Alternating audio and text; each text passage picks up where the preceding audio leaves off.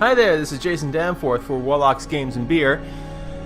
So I was just listening to the Warlocks podcast, episode 26, and they've been talking about tabletop games. So what I'm talking about here is not a tabletop game. I'm going to talk about a video game, but we're going to jump over to showing what this game looks like here in just a second. But I want to share with you first this one section starting at about 50 minutes and 30 seconds. So if you want to follow along, feel free to download the Warlocks podcast and check to that point. Or you can just listen, and I'll play that back for you right now. Zach and I brought up Shadowrun earlier because I had spoken about Titanfall, and I said Titanfall could have been... Shadowrun could have been what Titanfall is. Because Shadowrun didn't have a life at all. It flopped. It had about a 2-week life when people were like, look at this new shooter game with magic and elves, and then they're like, oh, it's a crappy game. Yeah. It was a crappy game. I never played it. Were there just mechanical problems, or...? It was a generic shooter that had literally nothing going for it except the fact that it had a wonky magic system. And it wasn't even a clean shooter. It's like... I'm not even a huge shooter fan, but people talk about Halo like it's a very crisp and clean shooter. Like the controls are sharp, you know what you're doing, and all this stuff. Shadowrun was just kind of all over the place. Yeah, okay, I can respect some of those opinions, but I'm going to have to answer some of them. So first, a little bit of my background on this. I was picked to beta test Shadowrun, and this was back in the day when beta testing actually meant something. Today, it's just a promotional item. You pre-purchase and you get into the beta. Now, in my opinion, you're not in a beta unless you sign a non-disclosure agreement, and this was a non-disclosure agreement beta. At the time, the site I was blogging for, I couldn't tell them anything, but I had a write-up ready to go as soon as they rescinded the NDA. So I let that go. So I do have a special place for this in my heart. I started playing this, I went through the tutorial, I saw how all of the tech, the abilities, and the character races would play off each other, and I thought that was quite impressive. I thought that, everything was balanced, that this would be a great first-person shooter. Then, of course, it came out and had a tragically small number of maps, and I can understand that, I could understand that if they had a campaign, which this game did not. And that was one of the biggest rubs against this game, and one of the things that drug it down the most significantly. And also, what the rest of the crew was saying, the controls are rather loose. That you would have submachine guns and shotguns and sniper rifles. They were a little awkward to aim. The most useful weapon was probably the pistol you always have. But it was a very loose system. In my opinion, it gave itself over more to being a strategic game rather than a tactical game. If you think about games like Halo, that is a balance between the two. There is a bit of precision involved. There is a bit of strategy involved. Or you can play Call of Duty, which is almost entirely, precision shot landing. That's a different creature altogether. In my opinion, Shadowrun was very heavy on the strategy side, and to me, it feeds in a lot to how loose the controls turned out. The second major criticism was that this was a terrible abuse of the Shadowrun license, and I can respect the people who have that opinion. I think that this game should be taken on its own, and if you have to remove it from the canon to do that, I am perfectly fine with that. If this game was made under a different license, I think it could have, been much more interesting. If it was something that was Shadowrun-like, a fusion of technology and magic, I think it could have, done much better. Of course, it did have its other issues, like the anemic map selection and no campaign. I mean, you can keep coming back to that all night. But one of the things that rubbed people the most was that Shadowrun led to the death of a legendary studio, FASA Studios. FASA was known for their Mech Warrior games and Mech Commander games, as well as when Microsoft bought them up, Crimson Skies, which was a lot of people's first Xbox Live game, because it came in a combo package with a headset and a card. I know that was my first online game. But shortly after the release of Shadowrun, FASA Studios closed. Now, the Shadowrun property's obviously been bought back because, Shadowrun Returns was a very successful Kickstarter. They had to have the rights to the property to pull that off. So, yeah, there's a lot going against this game. But whenever the rest of the crew on the podcast says the game was kind of all over the place, you're right. It was. And to me, I saw that as a good thing, and it was an amazing feat, personally. They unified many of the great traditions of first-person shooters. So whenever you go into a multiplayer match, the first thing you notice is that you have the Counter-Strike purchasing scheme. So, and obviously that helps you balance out the match and provide a break, change up your strategy. Then there were other things. There was an ability that would give you a mild auto-aim boost, as well as an extra zoom factor on your weapons.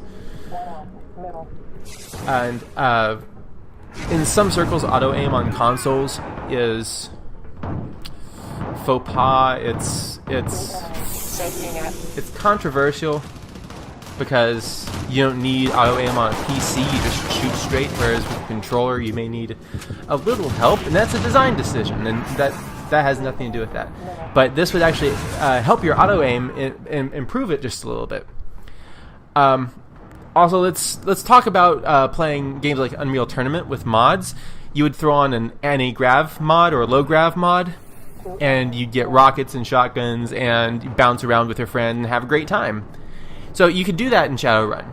You just have to purchase the right tech for that. There were other features like stationary recharging health stations. There is a spell you can cast called the Tree of Life, and it creates a literal tree that anyone standing under it, friend or foe I might add, would have their health refilled. And health management actually became a significant part of this game, because you'd have to coordinate with your friends. You could go heavy on offense. You wouldn't have enough space or money left to purchase the Tree of Life spell, but you could let one of your cohorts purchase and cast Tree of Life for you.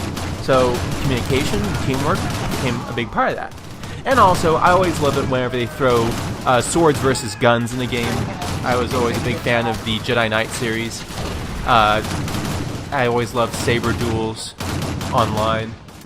But here, if you get the reflex tech and combine that with your sword, you can actually block bullets. And so we're looking at the traditions of lightsabers. So I want to make this point very clear. This is the most important part of Shadowrun to me, is that it brought together many of the great traditions of first-person shooters, many of which normally wouldn't exist side by side, and made them options you would purchase in the middle of the game. And on top of that, they became extremely well balanced. I don't know if that was just the work from playing in the beta, or if they'd done all that work on the front end. I thought they'd balanced things very well already. So that's why I thought Shadowrun really did well. And on top of that, they'd add new concepts. The ability to teleport through walls. The ability to resurrect your teammates. There was a resurrection spell. To go along with that, you would kill your enemies, and to keep them from being resurrected, you have to destroy their bodies too. And then also, there was ability to create choke points in the map. You would cast a spell and it would create crystals. These crystals would sap the energy, the magic of anyone who came, of any enemies that came close to them. And then they also added another twist to that you could be another race. You could be the dwarf, which absorbs magic from anyone, including friendlies, and adds it to his own pool. He could absorb the magic from a choke point or from a tree of life. Lineage wins. And destroy the construct that way. And in addition to the dwarves, there was also humans, which have a bonus to tech abilities. There were elves, which, again, provide another great Game on. tradition of console shooters. They would be able to regenerate health. And that's, again, a fairly controversial aspect of modern shooters. But something that you had the choice to pick up. You'd have less health as an elf, but you could regenerate your health. And then finally, you'd have the trolls, who are your tank characters. They also were able to lug around more equipment and not be slowed down by it. They can pick up a chain gun and wield it around with the greatest of ease. So, with all of this, I feel like Shadowrun got a bad rub. They did themselves in many ways. The worst of which was, again, their map selection, their lack of game types, their lack of a campaign.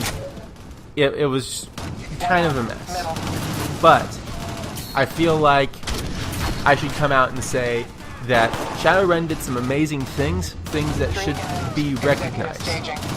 And to me, that is that all of these wonderful traditions of first-person shooters exist under the same roof. And they're optional, they're interchangeable, and most importantly, it made for a fun game, especially when played with friends. So that's why I've had to say, I've been playing in the background, so you see what I've been doing. You can see a few of the features. I'll try to show everything that I can, but this game really is dead now. I'm recording this before I actually start playing, so I don't know if I'm gonna have to play against bots or if I can actually find someone online. But we'll have to see about that. Now, I'm going to go off to the game. I'm going to play it, and I'll be playing behind. So, thanks for listening. Please be sure to check out warlocksgamesandbeer.com and download the War Pod so you can hear the episode that this audio clip came from. And be sure to check out the other 25 episodes sitting behind that. These guys are really smart. I love Zach Nanimus. He's a great... He's a great host for the podcast. Johnny's a great friend of mine. We've been going through Warlocks for a while. So please snoop around on the site, see what you can see, and support Warlocks, Games, and Beer, and our future plans. Thanks, guys. 5 enemies, middle.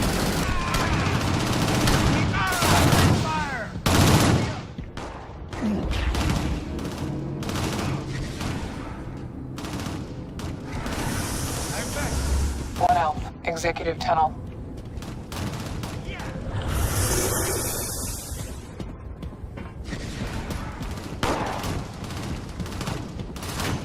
Lineage wins.